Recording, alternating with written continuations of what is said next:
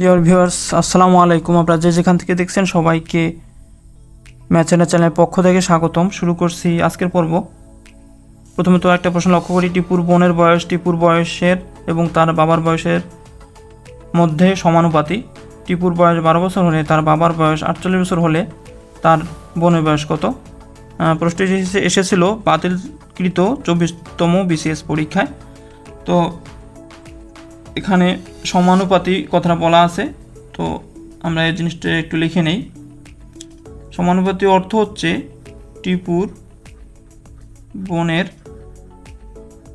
বয়সের স্কোয়ার সমান, আমরা লিখতে পারি টিপুর বয়স গুণ টিপুর বাবার বয়স।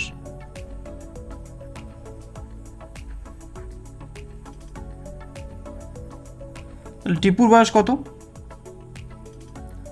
টিপুর বয়স 12 বছর, তাহলে এখানে 12 দিলাম। টিপুর বাবার বয়স কত? 48 বছর। 12 এবং 48 গুণ করলে আমাদের আসতেছে 576 বছর।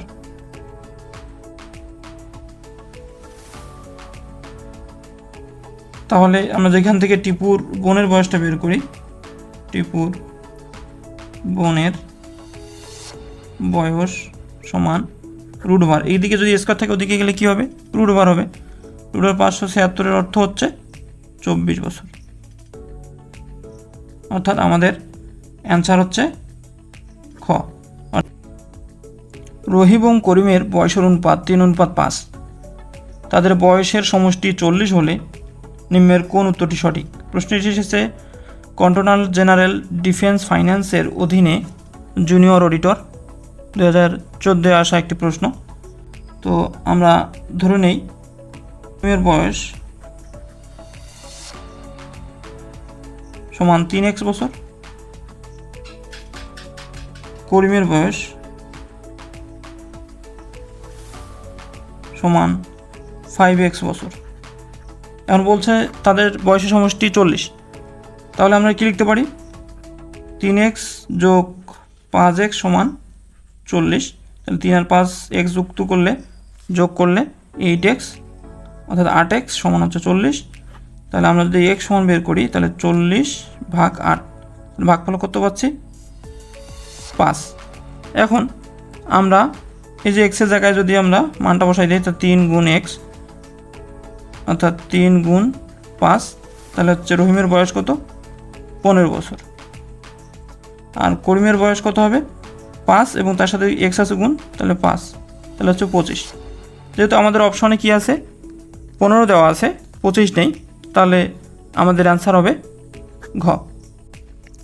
আচ্ছা, আমরা আরেকটি প্রশ্ন লক্ষ্য করি। পিতা ও 4 পুত্রের বয়সের গড় মাতা ও 4 পুত্রের বয়সের গড় অপেক্ষা 2 বছর বেশি। অর্থাৎ পিতা এবং 4 পুত্রের যে বয়সের গড় হবে এবং মাতা এবং 4 পুত্রের বয়সের যে গড় সেটা 2 বছর বেশি। বলছে পিতার বয়স 60 বছর হলে মাতার বয়স কত?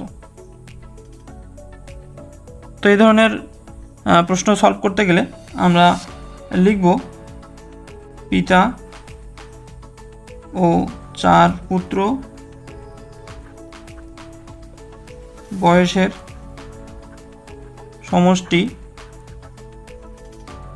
মাতা ও 4 পুত্রের বয়সের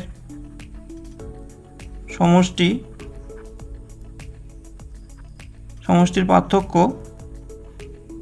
কত হবে? যেহেতু 5 জন 2 বছর করে বেশি গড়, তাহলে মোট বয়স কত হবে? 2 গুণ 5 মানে বেশি কত বছর হবে? 2 গুণ 5 হবে, তাহলে হচ্ছে 10 বছর। গড় বয়স যেহেতু 2 বছর করে বেশি, সুতরাং 5 জনের কত বেশি হবে? 10 বছর বেশি হবে। তাহলে আমরা লিখতে পারি পিতা ও মাতার বয়সের পার্থক্য। এটাই কিন্তু পিতা ও মাতার বয়সের পার্থক্য, পিতা ও মাতার বয়সের পার্থক্য।